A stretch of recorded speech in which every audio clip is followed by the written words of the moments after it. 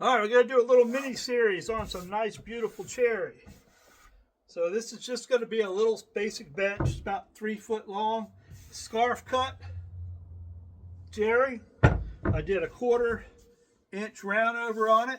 Sand was 120 up to 180, and then I did a 220, and we're going to call that good enough. So the first thing I'm going to do, the first prettiness part you're going to see, is we want to clean it up really good before we put any kind of seal coat on it. So we'll do that real quick.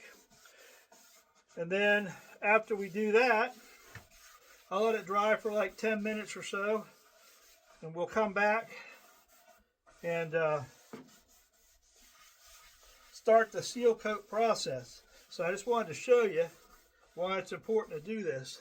You can see all the little particles. It doesn't matter how much you wipe it off or blow it off with a blower or anything like that. It's going to have a lot of residual sawdust in it, so you definitely want to clean that off. So, all right, I'm done wiping it down with mineral spirits. So we'll let that dry. We'll start sealing the wood.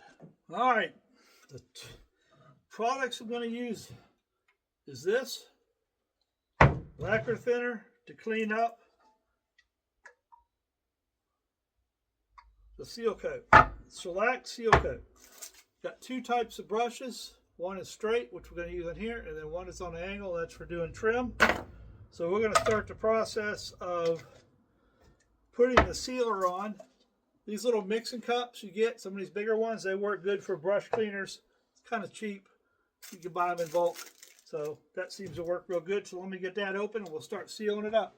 To start sealing it up, your end grain is always more porous, so the sealant on it.